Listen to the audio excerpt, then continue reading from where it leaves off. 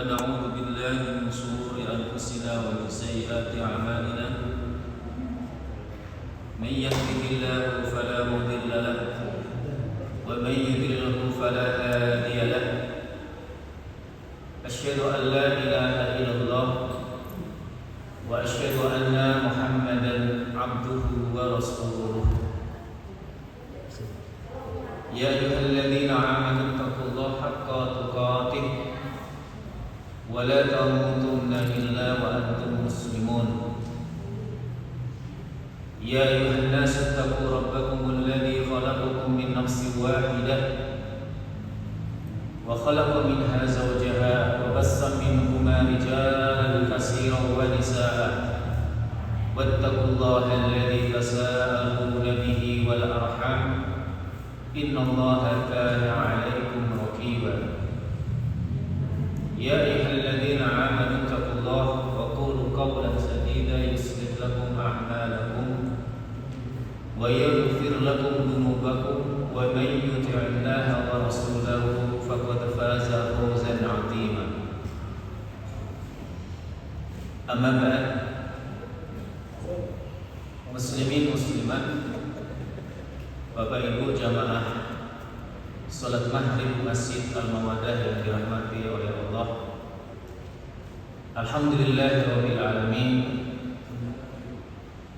Marilah kita berbanyak syukur kita kepada Allah atas semua nikmat-nikmatnya, atas semua karunia-Nya, atas semua petunjuk dan hidayah-Nya. Malam hari ini kembali Allah pertemukan kita di tempat yang mulia ini, Masjid Al-Mawaddah yang kita cintai. Mudah-mudahan Allah mencurah-curahkan keberkahan kepada kita, merahmati kita, menjadikan apa yang kita lakukan malam hari ini menjadi asbab diampuni dosa-dosa kita, diangkat derajat kita di sisi Allah Subhanahu wa taala. Dan mudah-mudahan lewat majelis ilmu ini Allah Subhanahu wa taala memberikan kita kebahagiaan dunia dan kebahagiaan di akhirat. Imam As-Syafi'i pernah menyampaikan suatu kalimat yang sangat indah. Man arada dunya fa'alaihi bil ilm wa man arada al-akhirah fa'alaihi bil ilm. Siapa yang ingin dunia, wajib baginya untuk memiliki ilmu. Dan siapa yang menginginkan akhirat, maka wajib baginya ia memiliki ilmu. Bapak Ibu yang dirahmati oleh Allah Subhanahu wa taala, Imam As-Syafi'i beliau pernah berkata, ketahuilah bahwa keutamaan mempelajari ilmu Islam dan dia akan mendapatkan kebahagiaan dunia dan akhiratnya itu berlaku bagi orang-orang yang ikhlas, yang mereka datang di majelis ilmu, mereka niatkan hanya untuk berharap pada Allah Subhanahu wa taala. Jadi kalau ada orang mencari ilmu, tujuannya supaya dia dihormati, mendapat perhatian lebih, ingin mendapatkan harta, sungguh orang ini tidak termasuk yang disebutkan dari perkataan Imam As-Syafi'i tadi.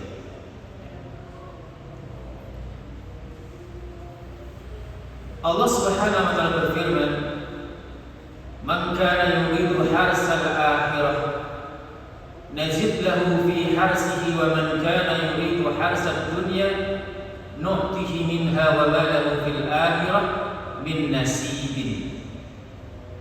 Barang siapa yang menghendaki keuntungan akhirat,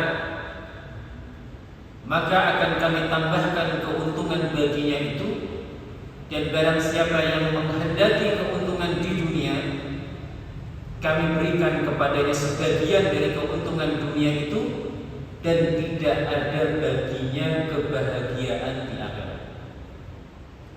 Ini diperhatikan Bapak Ibu. Jadi orang beramal tujuannya akhirat, maka Allah akan berikan kebaikan. Tidak hanya di akhirat, tapi Allah berikan kebahagiaan itu juga di dunia. Tapi kalau orang beramal itu tujuannya dunia, maka Allah berikan sebagian dari apa yang dia cari di dunia, tapi di akhirat dia tidak akan mendapatkan apa-apa. Oleh karenanya Nabi Muhammad SAW bersabda, "Man ta'allama ilman mimma yubtagha bihi wajhullah azza wa jalla, la yata'allamahu illa liyusiba bihi aradan min ad-dunya, lam yajid arfa jannati yawmal qiyamah." Ini kalimat Nabi yang sering saya ulang-ulang. Barang siapa yang belajar ilmu yang seharusnya ilmu itu dia niatkan untuk mengharap wajah Allah, namun ia malah niatkan untuk menggapai dunia, maka di akhirat, di hari kiamat, ia tidak akan pernah mencium aroma bau surga. Aroma bau surga itu baru tercium Bapak Ibu itu 500 tahun perjalanan. Itu baru aromanya. Dan orang yang belajar niatnya bukan karena Allah, kok pengen surga, bau aroma surga aja kan tercium oleh. Maka sering saya sampaikan Bapak Ibu yang punya gelar mentereng gitu ya, ada profesornya, ada doktornya, atau gelar-gelar yang lain gitu. Kalau dulu niat kita ini belajar untuk mencari dunia, nyari duit misalnya, ingin perhatian supaya mata orang itu tertuju kepada kita, itu loh, si fulan itu orang pintar, ahli ilmu. Bahkan orang yang menghafalkan Al-Quran, Bapak Ibu, menghafalkan hadis, kok tujuannya dunia, maka dia termasuk yang disebutkan di dalam sabda Nabi Muhammad SAW. Maka kalau kita pernah salah niat, mari kita sama-sama kita taubati, kita banyak istighfar dengan niat yang salah itu. Mudah-mudahan niat kita yang salah dulu itu kembali diluruskan oleh Allah, dan dosa-dosa yang kita pernah lakukan mudah-mudahan Allah ampuni. Amin ya rabbal alamin. Ibu-ibu, bapak-bapak yang dirahmati Allah Subhanahu wa taala, pertemuan malam hari ini kita akan membahas perang Al-Ahzab, atau disebut juga dengan perang Khandaq, atau disebut juga sebagai perang Parit. Parit itu apa parit? Parit itu apa itu ya? Sesuatu yang digali gitu ya. Sesuatu yang digali ya, dari tanah dibuat lubang, itu namanya parit.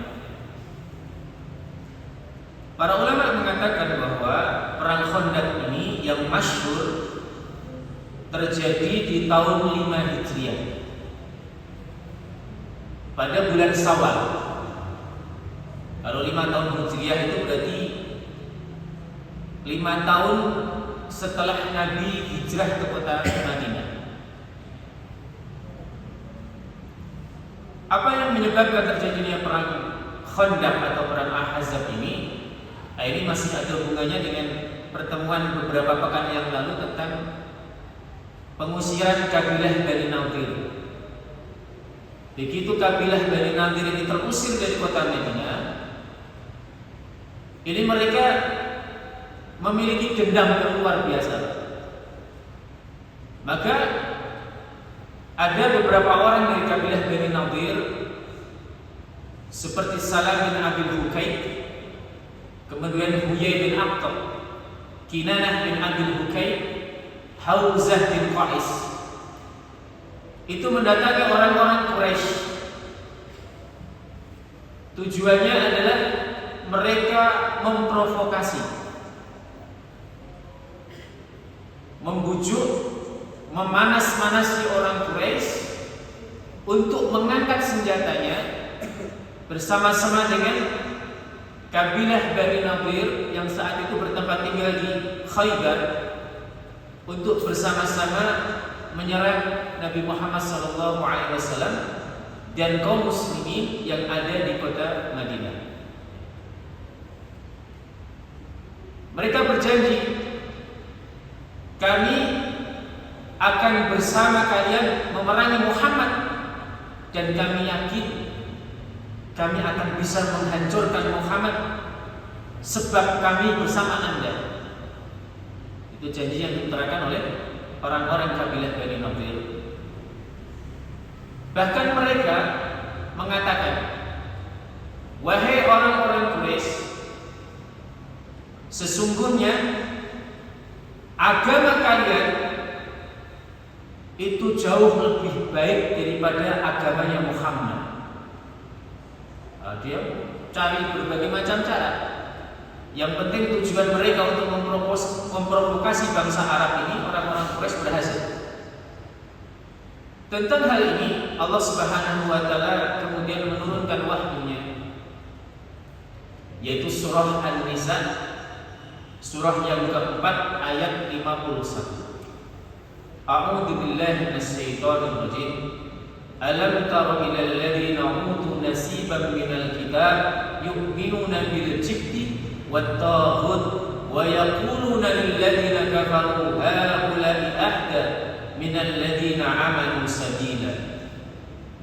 Tidakkah engkau memperhatikan orang-orang yang diberi bagian dari kitab Taurat? Mereka percaya kepada jib dan taghut, dan mengatakan kepada orang-orang kafir musyrik Mekah bahwa mereka itu lebih benar jalannya daripada jalannya orang-orang beriman. Nah, ini bahayanya provokasi itu sampai kayak gitu. Jadi kalau kita tidak punya ilmu itu, ya, kemudian orang datang kepada kita mengatakan bahwa agamamu Islam itu tidak lebih baik daripada agamanya orang-orang Quraisy. Jadi agama menyembah berhala itu lebih baik daripada agama Islam. Kalau kita tidak tahu ilmunya, kita akan ngikut. Maka ini pentingnya kita belajar. Setelah mereka sepakat dengan kaum Quraisy, tokoh-tokoh Yahudi kemudian mendatangi kabilah Bani Ghatafan. Bani Ghatafan ini mayoritas penduduknya adalah agamanya Nasrani. Kemudian orang Yahudi ini membuat kesepakatan dengan kabilah Ghatafan. Tujuannya apa? Supaya kabilah Ghatafan ini juga ikut andil dalam memerangi Nabi Muhammad SAW. Kesepakatannya adalah kabilah Ghatafan itu siap memberikan banyak pasukan untuk mereka terlibat di dalam peperangan Khandaq ini. Kemudian yang kedua, orang-orang Yahudi Bani Nadir akan memberikan imbalan kepada kabilah Bani Ghatafan. Mereka akan mendapatkan hasil panen kurma Khaybar selama 1 tahun penuh. Jadi hasil panen Khaybar kurmanya itu diberikan kepada suku Ghatafan. Dan Bapak Ibu sudah paham bahwa kurma di Jazirah Arab itu yang paling top. Itu kurma kabilah Bani Nadir di Khaybar. Nomor 2-nya baru Madinah. Jadi memang Khaybar itu tanah sangat subur sekali. Maka itu sebagai imbalannya diberikan kepada kabilah Bani Ghatafan. Maka terkumpullah pasukan yang sangat besar. Nanti ada Arab Badui juga ikut terlibat selain Bani Ghatafan dan orang-orang kafir Quraisy. Termasuk nanti di dalamnya adalah pengkhianatan kabilah Bani Quraidah. Kan ada 3 kabilah besar itu.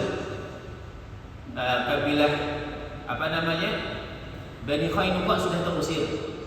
Kabilah Bani Nadir sudah terusir. Nah, ini tinggal kabilah Bani Quraidah. Dan di perang ini nanti mereka berkhianat terhadap perjanjian Nabi Muhammad SAW. Terkumpul 10.000 pasukan. Maka dengan berkumpulnya orang-orang musyrik ini,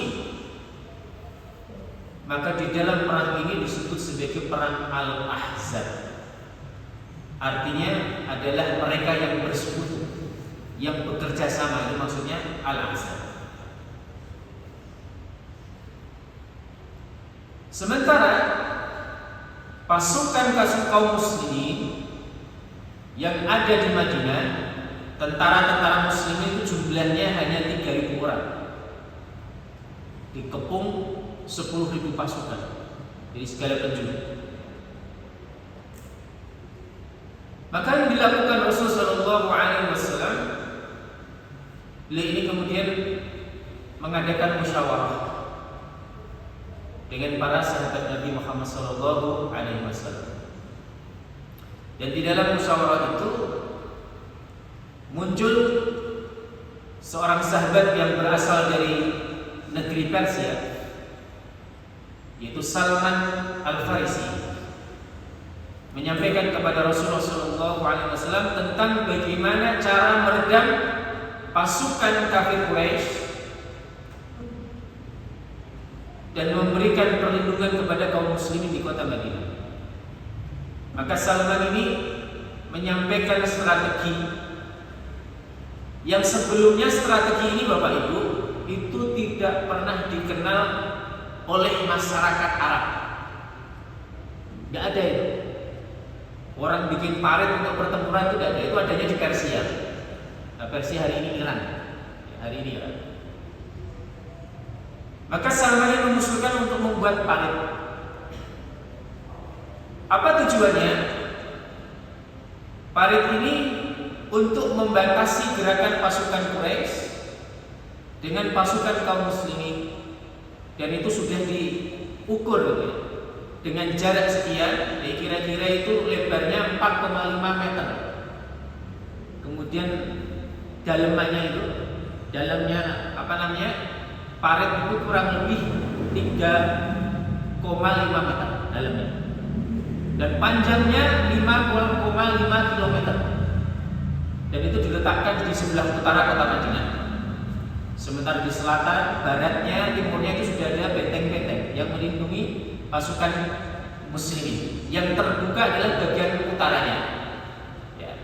Dan itu diukur betul. Kalau panjang sekian itu, sehebat kuda apapun nggak bisa melompat. Tapi meskipun nanti ternyata ada sebagian orang Quraisy yang bisa melompat ini nanti. Itu saking lihainya mereka itu memainkan kuda.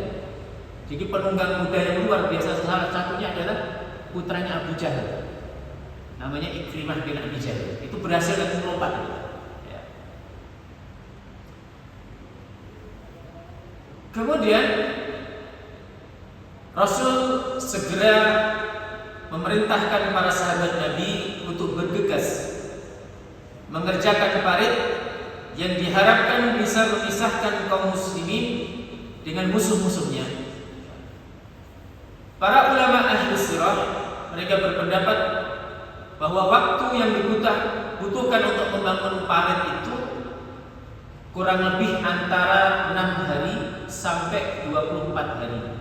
Jadi ulama berbeda pendapat. Angka yang paling rendah adalah 6 hari, angka maksimalnya 24 hari. Ya, Bapak Ibu bisa bayangkan ya, itu panjang 5,5 km, lebarnya sekian, dalamannya 3,5, dikerjakan kurang lebih 24 hari maksimal. Ya. Kalau kita bayang 6 hari itu Masya Allah gitu ya.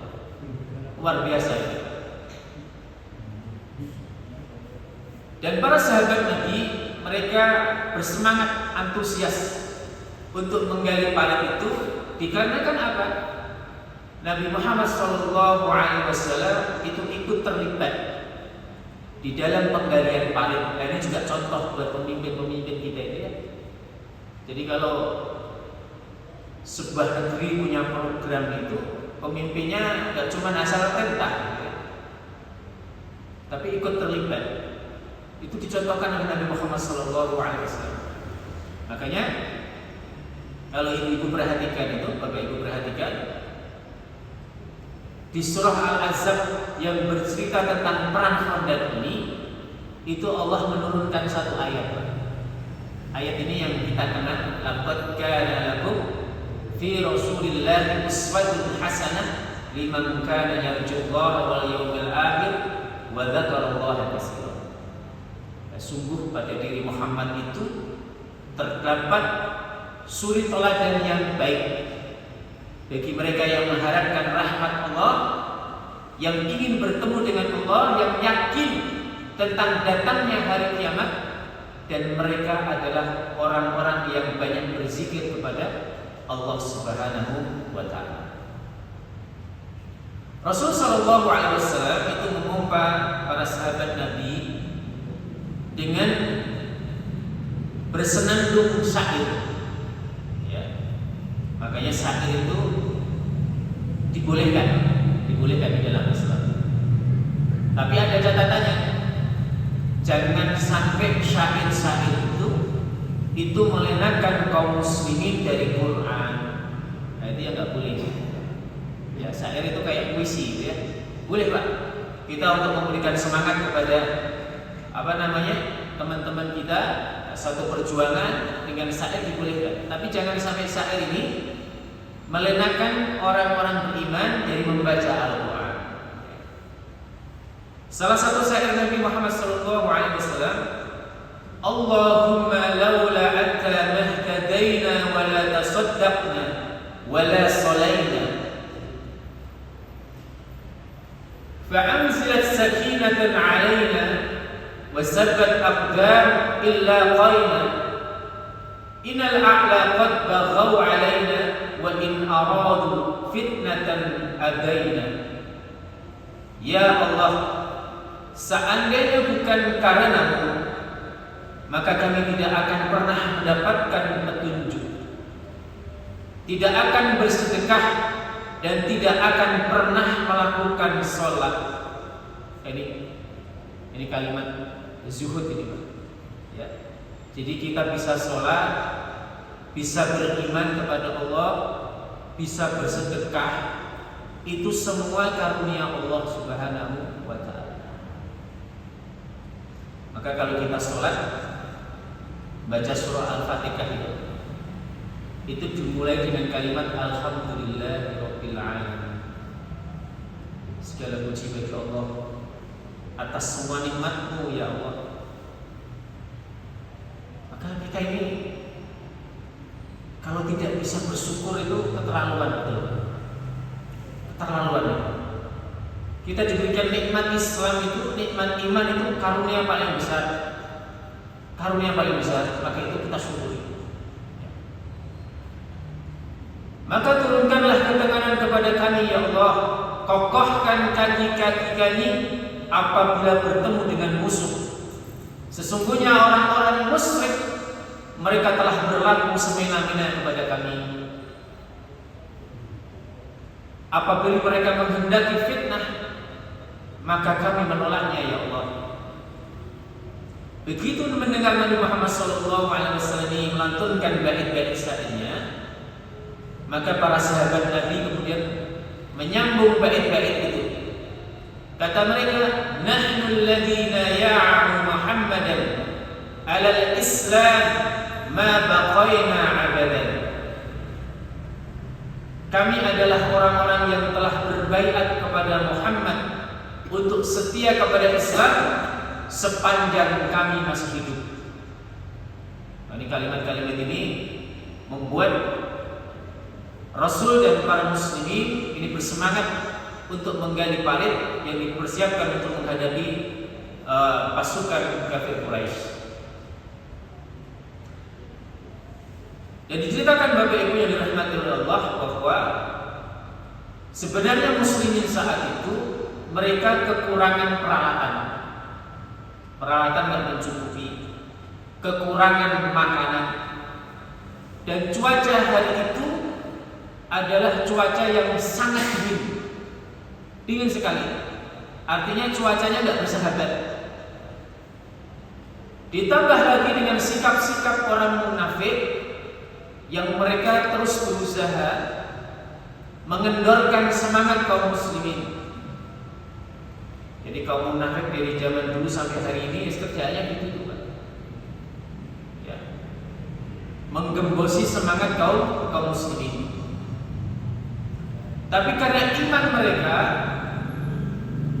maka Allah Subhanahu wa taala mengkokohkan jiwa mereka, mengkokohkan kaki-kaki mereka untuk berani berhadapan dengan musuh-musuh mereka.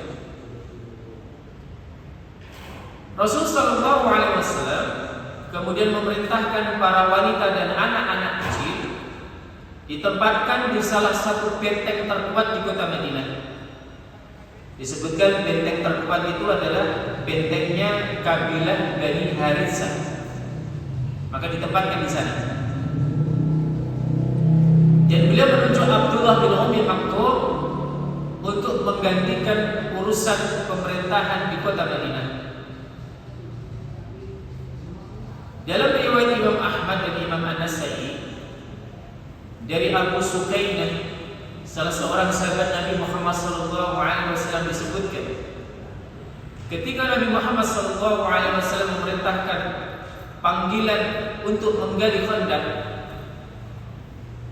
ada seorang sahabat Nabi yang datang kepada Rasul. Ternyata sahabat ini mengeluhkan ada sebungkah batu, Bapak Ibu, itu yang dipukul oleh sahabat nggak pecah-pecah. Sekian sahabat dipanggil, nggak ada yang mampu memecahkan bongkahan batu ini. Maka mereka mendatangi Nabi Muhammad SAW. Ya Rasulullah, kami kesulitan untuk membongkar bongkahan batu ini yang kita buat sebagai parit. Maka Rasulullah SAW kemudian mengambil kapak beliau di ujung parit, kemudian beliau hantamkan kapak beliau. Kemudian beliau berkata, "Tammat kalimatu rabbuka sidqan wa 'adlan la mubaddila li kalimatihi wa huwas samiul alim." Telah sempurna kalimat Rabbmu, maksudnya adalah Al-Quran, sebagai kalimat yang benar dan adil. Tidak ada yang dapat mengubah kalimat-kalimatnya, dan dialah yang maha mendengar lagi maha mengetahui. Maka hancurlah sepertiga dari batu yang dihantam oleh Rasulullah SAW. Kemudian batu itu mengeluarkan cahaya. Salman Al-Farisi yang sedang berdiri di samping Nabi Muhammad SAW, beliau melihat kilat yang memancar seiring pukulan Nabi Muhammad SAW. Kemudian beliau memukul lagi untuk kedua kalinya. Kemudian membaca dengan kalimat yang sama, "Sammat kalimatu rabbika sidqan wa adlan la mubaddila li kalimatihi wa huwas samiul alim." Ya. Telah sempurna kalimat Rabbmu sebagai kalimat yang benar dan adil.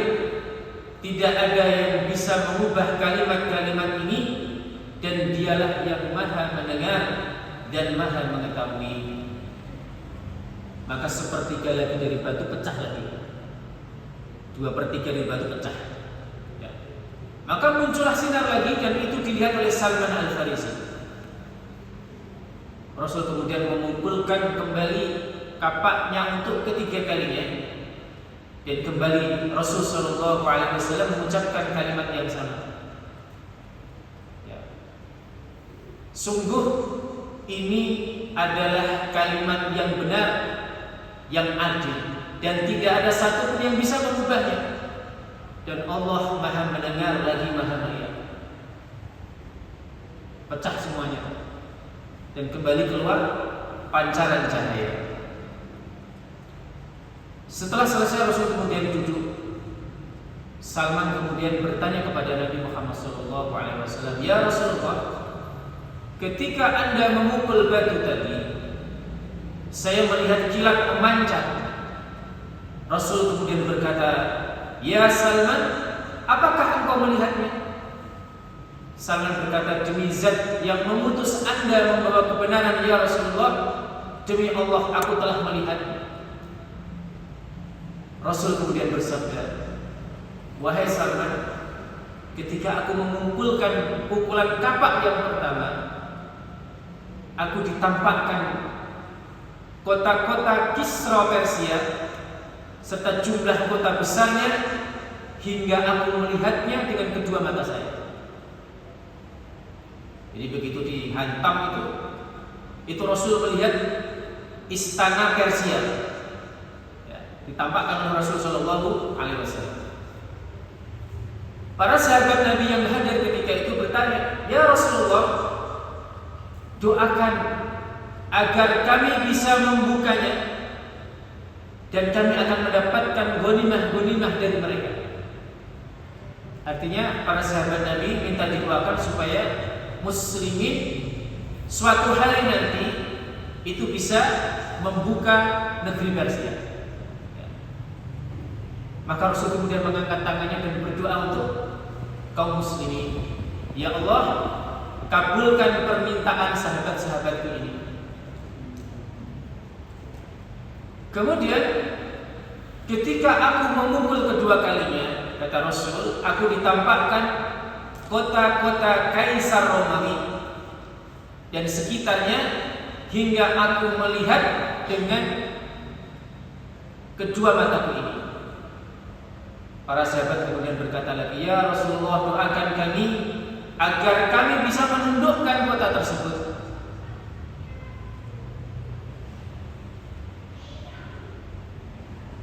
Kemudian Rasul berdoa dan Rasul kemudian berkata, "Untuk ketiga kalinya ditampakkan kepada negeri Ethiopia dan desa-desa sekitarnya hingga aku melihatnya kedua mataku." Dan beliau berkata ketika itu, "Biarkanlah Ethiopia atau Habasyah selama mereka membiarkan kalian, dan tinggalkan Turki selama mereka meninggalkan kalian." Dan sepeninggal Nabi Muhammad SAW, maka betul apa yang dinubuahkan oleh Nabi, itu kota-kota yang disebutkan oleh Nabi Muhammad SAW di perang Khandaq itu semua dikuasai oleh kaum muslimin. Ya, ini juga pelajaran juga mahal. Jadi Islam itu Bapak Ibu itu mengajarkan kita untuk optimis dalam kondisi apapun. Bapak Ibu tahu ketika para sahabat Nabi ini sedang mengerjakan parit, itu mereka dalam kondisi kelaparan. Tidak cuma 1 hari 2 hari, 3 hari 3 malam mereka nggak makan. Kira-kira mohon maaf Pak, kalau kita ini di kondisi seperti itu, miskin, fakir, 3 hari nggak makan, kelaparan, kemudian kita sampaikan cita-cita yang seperti itu Pak. Suatu hari nanti Amerika saya tunduk dan Italia saya akan tunduk dan kira-kira orang di samping kita percaya atau tidak? Ah, kamu itu membual saja. Kamu aja 3 hari aja nggak bisa makan. Mau menundukkan Amerika gimana ceritanya, kan begitu. Tapi lihat, Rasul kita mengajarkan kepada muslimin hidup itu harus optimis, nggak boleh pesimis. Mungkin hari ini kita jatuh sejatuh-jatuhnya, tapi jangan pernah berharap kepada Allah untuk berdoa. Mudah-mudahan Allah membangkitkan kita, menolong kita, memberikan kemenangan kepada kita. Dan nanti bisa dilihat Bapak Ibu yang dirahmati oleh Allah Subhanahu wa taala, bagaimana perbedaan antara orang-orang beriman dengan orang-orang munafik. Jelas di situ. Dan Allah sebutkan di dalam Al-Quran. A'udzu billahi minasyaitonir rajim. Walamma ra'al mu'minuna al-ahzab qalu hadza ma wa'adana Allah wa rasuluhu wa sadaqa Allah wa rasuluhu wa ma zadahum illa imanan wa tasliman. Dan tatkala kaum mukminin melihat golongan-golongan yang bersekutu itu, mereka berkata, inilah yang dijanjikan Allah dan Rasulnya kepada kita, dan benarlah Allah dan Rasulnya, dan yang demikian itu tidaklah menambah kepada mereka kecuali iman dan ketundukan kepada Allah Subhanahu wa ta'ala. Itu iman. Mukminin, orang beriman sepakat bahwa apa yang dikabarkan oleh Nabi itu betul. Nanti Persia itu ditundukkan di zaman Amirul Mukminin Umar bin Khattab. Ya. Dan Konstantinopel, itu nanti jauh ratusan tahun kemudian sejak Nabi Muhammad wafat. Di zaman siapa? Di zaman siapa?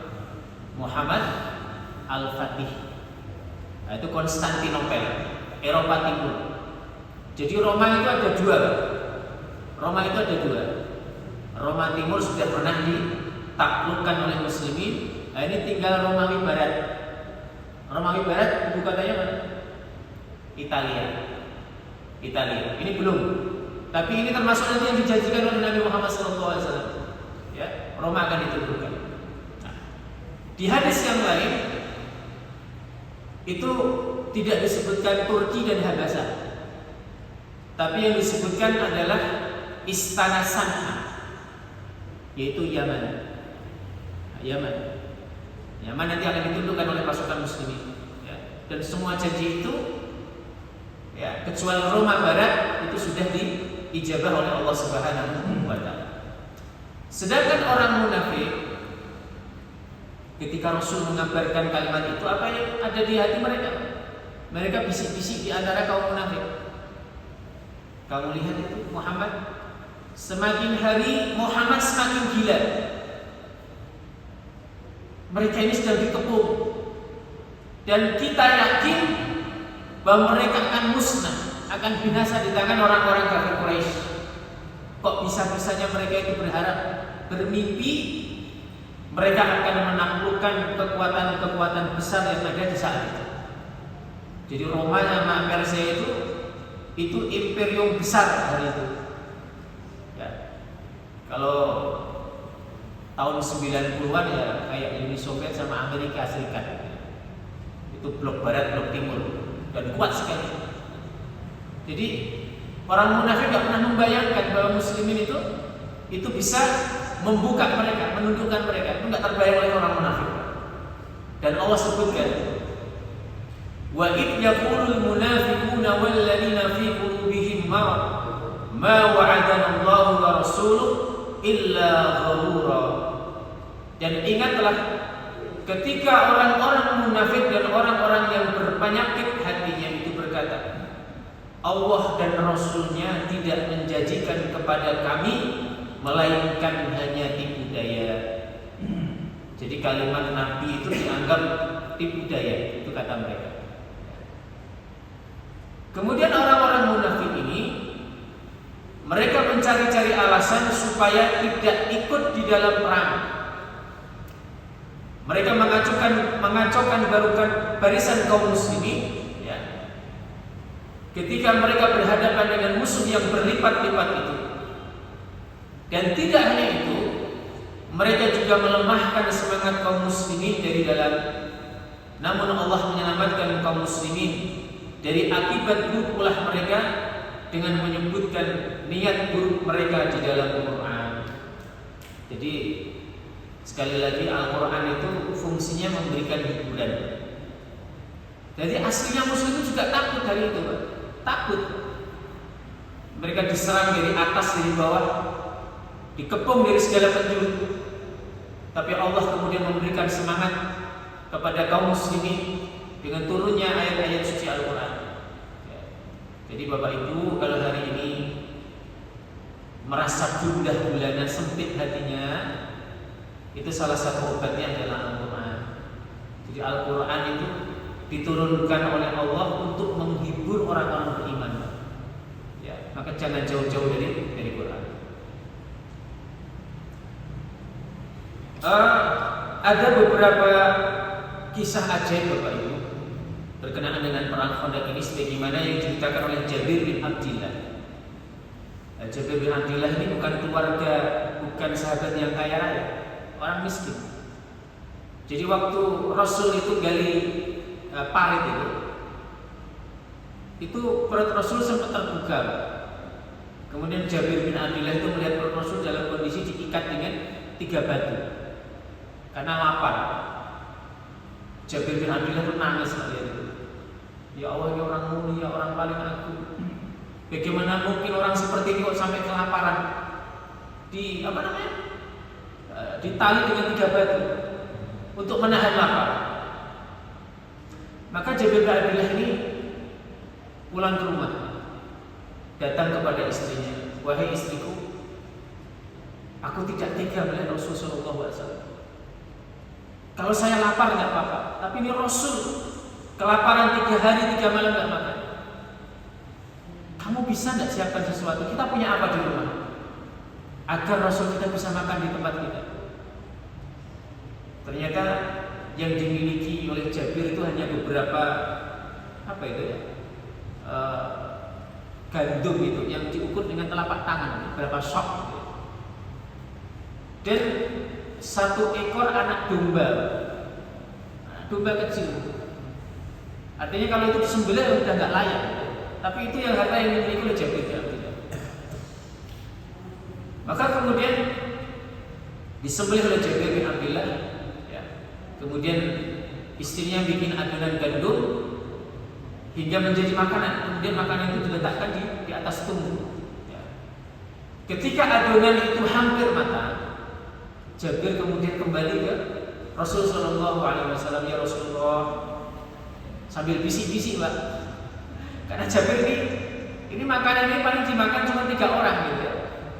Padahal orang di situ banyak, ada 1000 orang yang dari parit ini. Sambil bisik-bisik, ya Rasulullah, ini istri saya sedang memasak makanan untuk Anda, maka ajaklah 1 atau 2 orang untuk datang ke rumah kami. Rasul kemudian mengatakan, ya Jabir, kalau yang kau panggil itu banyak itu lebih baik. Tapi makanannya nggak cukup ya Rasulullah. Rasul kemudian berdiri, dipanggil itu seluruh pasukan penggali parit itu. Wahai orang-orang muslim, bangkitlah.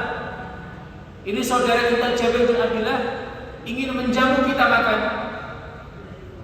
Maka serentak 1000 sahabat Nabi berdiri, datang ke rumahnya Nabi Muhammad, ke rumahnya Jabir bin Abdillah. Di tengah jalan itu Nabi pesan sama Jabir, ya Jabir, jangan kau buka tungku makananmu sampai aku datang, kata Rasulullah SAW.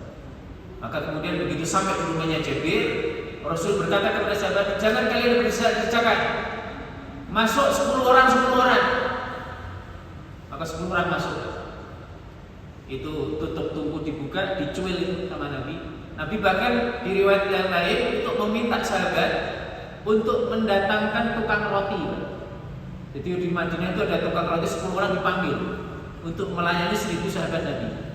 Itu dibuka, dicuil sama Nabi, dicelupkan di kuah daging, ya. Kemudian 10 orang masuk sampai kenyang, keluar. Dipanggil lagi 10, dicuil lagi sampai semua sahabat Nabi yang 1000 jumlahnya itu makan kenyang, minum kenyang, dan adonan roti yang di atas tungku itu masih utuh seperti tidak pernah dijamah. Kemudian setelah selesai mereka makan puas, kenyang, Rasul kemudian berkata, ya Jabir, panggillah orang-orang yang belum kebagian. Panggil mereka ke sini, suruh mereka makan. Itu begitu mereka makan itu adonan masih utuh. Nah, ini salah satu mukjizat Nabi Muhammad SAW yang dinamakan dengan keberkahan, berkah. Ya. Jadi dulu tuh Aisyah waktu ditinggal wafat Nabi, itu Nabi meninggalkan satu kantong kurma untuk Aisyah. Kata Nabi, ya Aisyah, kalau aku nanti wafat, mati, aku tinggali kamu satu kantong kurma. Kalau kamu lapar, makan dari kantong itu. Itu diambil dimakan. Setelah beberapa bulan itu kurma nggak habis-habis. Sampai Aisyah ini penasaran gitu. Ini kurma tak ambil kok nggak habis-habis ini. Kantongnya cuma kecil gitu ya. Penasaran dibuka. Oh, perkiraan Aisyah ini 3 hari habis ini. Dan betul Pak. Begitu dibuka diambil 3 hari habis. Nah, makanya ini juga menarik ya. Bapak Ibu kalau punya tabungan di bank nggak usah ditengok-tengok. Yang penting kalau kita butuh ya masih ada uangnya itu alhamdulillah. Nah, itu yang terjadi sama Aisyah radhiyallahu anha. Begitu dilihat kok betul gitu ya. 3 hari habis. Nah, itu namanya harta berkah seperti itu. Ya. Baik, kita cukupkan sekian pertemuan kita malam hari ini tentang perang Khandaq atau perang Al-Ahzab. Mari kita tutup sama-sama dengan bacaan kafaratul majlis. Subhanallah wa bihamdika asyhadu an la ilaha illa anta astaghfiruka wa atubu ilaik. Wassalamualaikum warahmatullahi wabarakatuh.